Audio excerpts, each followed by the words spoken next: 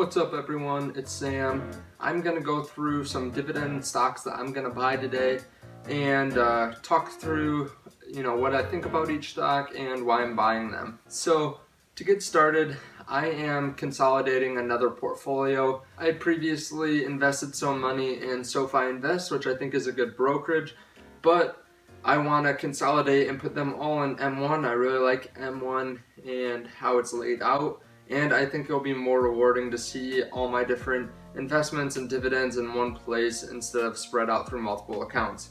So the portfolio I had was just a small one that I had done some individual trading on.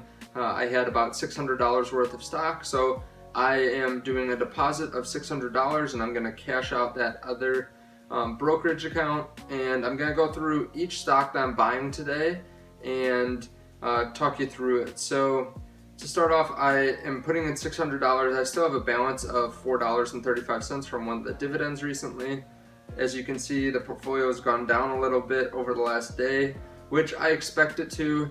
My portfolio is more risky than a typical portfolio with index funds or something like that. I invested in some of the companies that are really affected by everything that's going on right now, so I'm not too worried about it. As you can see here, I'm going to pull up my pie to show you the dividends that I'm getting, the projected dividends. So as of now, it has a dividend yield of about 2.7%. I think that's a little bit low. Some of my companies are going to put dividends back in place over the next year or two. Some of the companies are really affected right now, so I think that will probably go up to 3.5% or 4% eventually.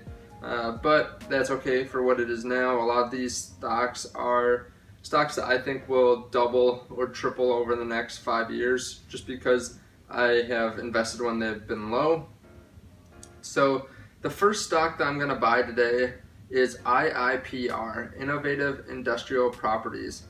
So in case you haven't heard about them, they are a company that buys real estate from people that grow Mary Jane, we'll say that, just for the YouTube algorithm. They buy the properties off of the companies that are growing, and then that is an influx of cash for them, for the other companies to use for different things, for expansion.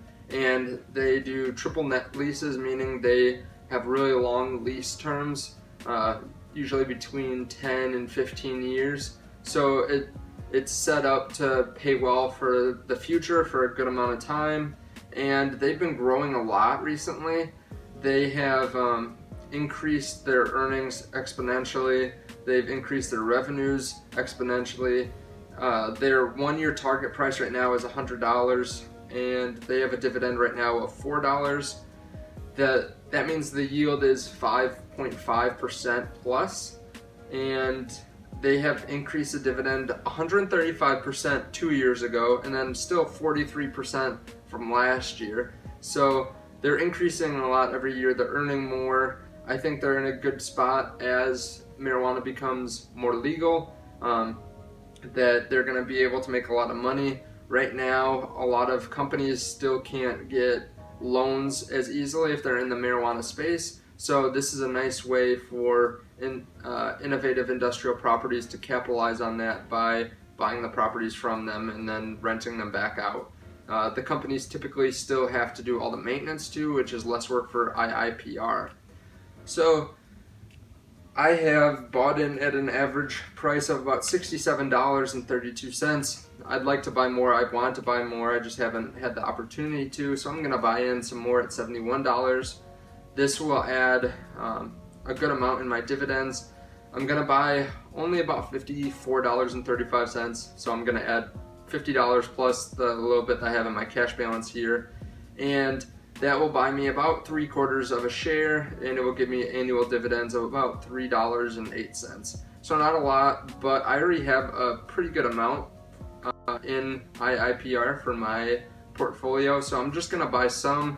They're a little bit of a riskier play, but I'm happy with that buy. So the next company that I'm going to be buying is VNQ. So if you don't know what that is the Vanguard Real Estate REIT, and it's an index fund It is pretty stable in the sense that it's diversified over, I think it's 186 companies, 186 companies. So it has a pretty low expense ratio. I have bought in at an average price of $75 a share, and now they're 71 and a half. They were down to about $59 a share for a while. So I'm gonna buy more though now. I wasn't able to buy more earlier, but they're a big dividend payer. They pay right around 4.5% yield on their dividend, and they pay about $3.18 a year. And even at $71.48, it's still the lowest price it's been in about 6 years. So it's a really good time to buy in, I think. A lot of companies are being hurt, but the US is going to reopen soon, so that'll be a nice way to put some more money into the system, and I think that will really help VNQ out. So I'm gonna be buying about 1.4 shares, $100 worth, and that'll give me an annual dividend of about $4.50 almost. So I think that will help me diversify some of my holdings a little bit. Before we go on to the next stock, please hit the like button. It really does help out the channel. I'd like to be able to grow this and show more people what I'm doing. So I would really appreciate that, and we'll get right into the next stock, but thanks for adding the like. So the next stock is Foot Locker. So this is one of my favorite companies that I own. They have been cut in half, still a ton since their highest price. They were up at around $42 a share before all this happened, and before that they were even up more. They have a dividend yield of about 7% still. They give annual dividends of $1.6 a share, and I do own a good number of shares of them, with 31 shares in this portfolio. I'm going to be buying right around my average cost. Again, none of these buys are going in right now, so I'm just giving you estimates for what they will be tomorrow when it buys for me. Part of why I like Foot Locker is they have a ton of cash around. They have $900 million plus in cash, and the market cap's only $2.3 billion. So a significant amount of the value of the stock is in cash, so they're going to be really resilient to everything that's going on right now. They also own a significant number of companies. They have 7 big companies, I believe, and 3 that you probably have heard of. One is Foot Locker, obviously. The second is Champs Sports, if you've ever seen them like in a mall or something, and then East Bay. So if you're an athlete, you probably know what East Bay is, but they're one of the largest catalog sales companies around. So they sell a ton of different products for athletes. And all of these have websites that you can buy on in the meantime, so I think they'll still be producing some cash flow over the next few months. But when you think about it too, this is pretty much the slowest time of the year for Foot Locker. You have people getting right out of winter. In the northern states like Michigan, where we are here, a lot of the time people go straight from boots into their summer shoes. So a lot of people might just have a month or so before they have to start buying stuff for summer, because it stays so cold so late. I mean, I was driving today and it's still snowing outside a little bit.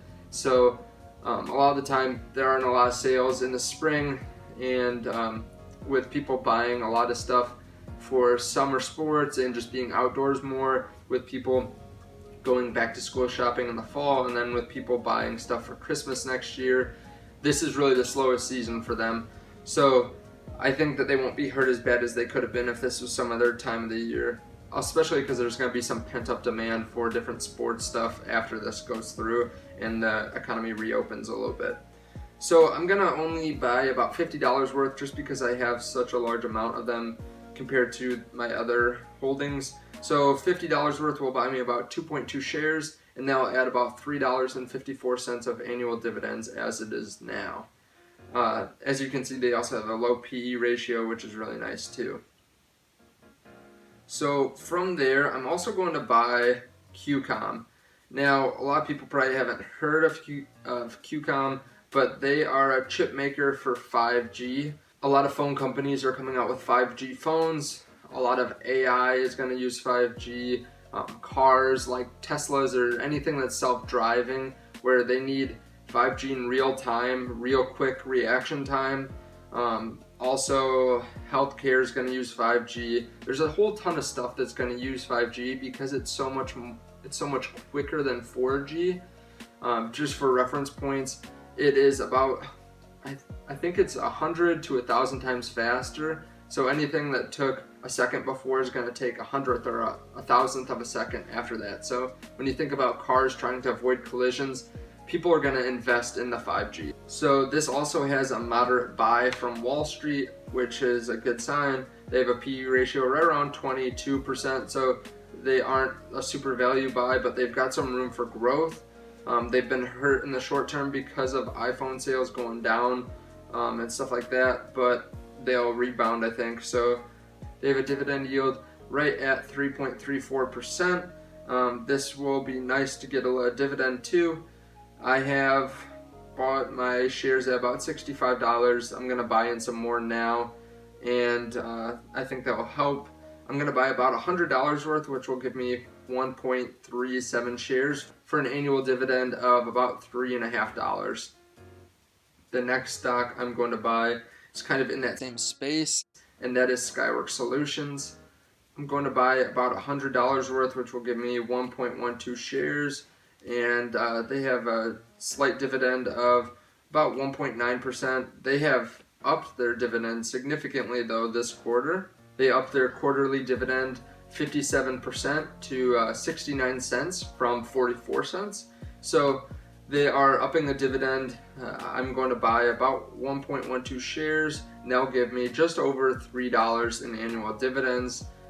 That'll be nice. So they are business, if you don't know, they make semiconductors for phones. So they make a whole ton of different stuff. They make amplifiers, they make diodes, they make front end modules, hybrids, infrastructure, RF systems, isolators, all different kinds of stuff that have to do with phones and other technology. So I think they have a lot of room to grow too with all the stuff that's coming out in the new phones. So another stock that I'm going to be buying is Classic VOO. So this is just the stock market index S&P 500 fund. I'm going to lower my cost basis just a little bit, but I just want to add some diversity. This will pay a slight dividend. Since I'm going to be buying about 0.2 shares, it will give me about $1 a year in dividends, but that's not the main point. This is just to add diversification to what I'm buying. So the last company that I am buying here is Disney. I have $163 worth. I don't have a lot, but I think they're worth a lot. I'm going to be buying a little bit over my cost basis, but stay with me here. So they have a small dividend, about $1.76. They're going to pay me a little bit in dividend income, but they've been growing this dividend for 10 years. They have been growing at about a 9% a year rate. Now, they're still down about 29% from before all this stuff happened, about a month and a half ago or 2 months ago.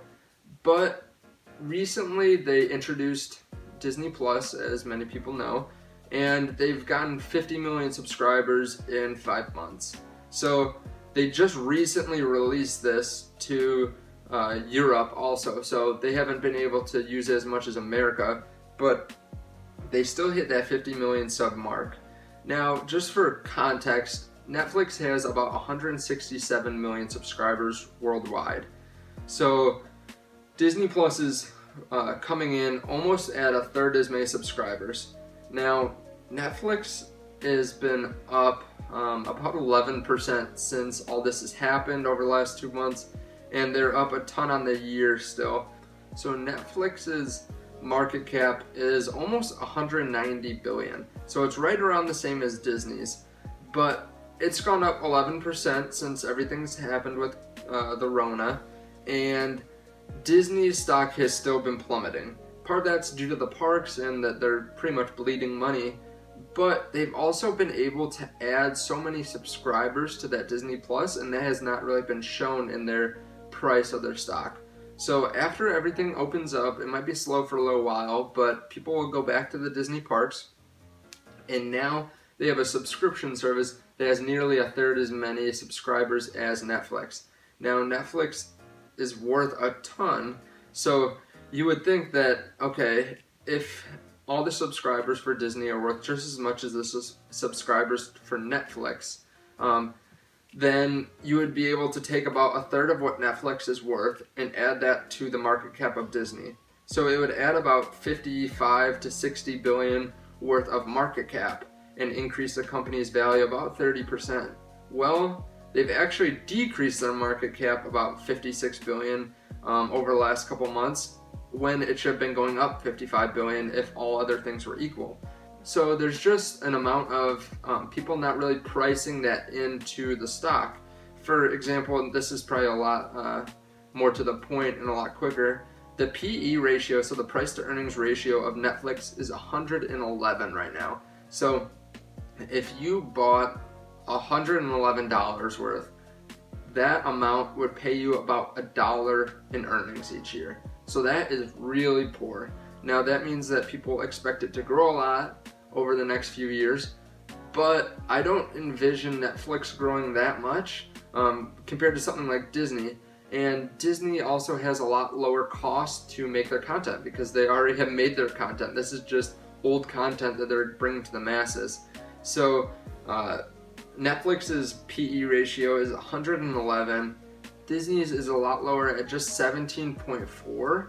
So they're going to be able to grow a lot more, I think, and they earn a lot more than Netflix. So I'm going to be buying about $150 worth of this Disney stock, and that will buy me about 1.5 shares, and that will give me an annual dividend of about $2.64. So all in all, I'm going to be adding about 10% to my portfolio here, just from money that I had in stocks already, but I'm transferring it here. This will give me an increase in my annual dividends of about $21.50. So not crazy or anything, less than $2 a month actually. But a lot of these stocks are stocks that I can imagine going up a ton in value, increasing their dividends, and I think that will really help to the overall portfolio. And hopefully I'll be able to keep on adding on as time goes on. This will also help me increase my diversification in my stocks by buying some of these index funds. Now, if you like this kind of stuff, please again leave a like. I appreciate it. Let me know what you're buying in the comments below. Are you buying Disney, Foot Locker? Are you buying index funds? What are you doing when the stock market is going back down? And I will see you in the next video.